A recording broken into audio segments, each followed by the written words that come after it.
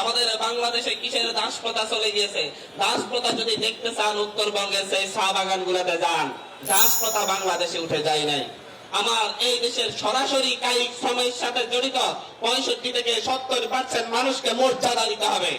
আমি মর্যাদার কথা বলছি, আমি মর্যাদার কথা বলছি। আমি বলছি না 30,000 টাকা বেতন দিতে হবে, আমি বলছি না 50,000 টাকা ঋণ দিতে হবে, আমি বলছি মর্যাদা দিতে হবে। মর্যাদার দিক থেকে আমাদের শ্রমিকরা যে রকম শ্রম দিবে সেভাবে মর্যাদা অনুযায়ী তাদেরকে সেইভাবে তাদের পারিশ্রমিক দিতে হবে। আমরা তাদের কাছে 30,000 টাকা ভিক্ষা চাই না, আমরা তাদের কাছে 50,000 টাকা ভিক্ষা চাই না। আমরা বলি 8 ঘন্টা পরিশ্রম দিয়ে আপনি কিরকম বেতন পান আর আমরা কিরকম, আমাদের শ্রমিকরা কিরকম বেতন পাই সেটা আগে নির্ধারণ করেন।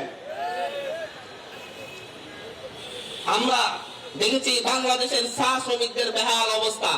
বাংলাদেশে আমরা জানি যে দাস প্রথা উঠে গিয়েছে। আজকে আর একটু কাহিনী বলে যায় আপনাদেরকে। দাস প্রথা বাংলাদেশে উঠে যায় নাই। এই উপমহাদেশে দাস প্রথা এখনো ব্যাপক হারে রয়েছে। এই দাস প্রথার কিছু পরিবর্তন হয়েছে, সিস্টেমের পরিবর্তন। আপনারা সকলেই জানেন বাংলাদেশে ব্রিকফিল্ড ব্যবসা একটি লাভজনক ব্যবসা। বড় বড় রাজনৈতিক নেতারা কেউ একবার চেয়ারম্যান হইলেই তারপরে সাথে সাথে একটা ব্রিকফিল্ড দাঁড় করায় ফেলে, একজন মেয়র হইলেই সাথে সাথে একটা ব্রিকফিল্ড দাঁড় করায় ফেলে। বাংলাদেশে মনে হয় কম এমপি পাওয়া যাবে যাদের 2-4টা ব্রিকফিল্ড রয়েছে। জানেন তো ব্রিকফিল্ডে যারা শ্রম দেয় তারা কিভাবে দেয়? 1 বছর আগে 6 মাস শ্রম দেওয়ার জন্য তাদের হাতে 50,000 1 লাখ টাকা তুলে দেওয়া হয় এবং এই 6 মাসের জন্য তাদেরকে কিনে নেওয়া হয়। এই 6 মাসের একদিন যদি তারা অসুস্থ থাকার কারণে, জ্বরের কারণে কিংবা অন্য কোনো রোগের কারণে একদিন যদি অনুপস্থিত থাকে তার উপর নির্যাতন চালানো হয়। এইরকম অহরহ ঘটনা রয়েছে।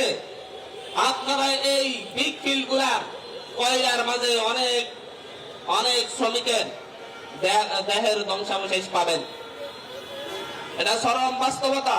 আমাদের বাংলাদেশে কিসের দাস প্রথা চলে গিয়েছে। দাস প্রথা যদি দেখতে চান উত্তরবঙ্গের সেই চা বাগান গুলাতে যান। শ্রমিকদেরকে জিম্মি করে তাদের কোনো পড়াশোনার ব্যবস্থা রাখা হয় না, তাদের খাবারের ব্যবস্থা রাখা হয় না। খাইতে হলে আমার এখানে কাজ করে খাইতে হবে, থাকতে হলে আমার বাগানে কাজ করতে হবে, এটাই নিয়ম, এটাই নীতি। এবং এই দাসদেরকে ব্যবহার করে যুগের পর যুগ, প্রজন্ম থেকে প্রজন্মে মাত্র 130 টাকা ডেইলি 12 ঘন্টা করে তাদেরকে খাটানো হয় মাত্র 130 টাকার বিনিময়ে। এটাই বাংলাদেশ। এইরকম বহু দাস প্রথা আমাদের দেশে রয়েছে।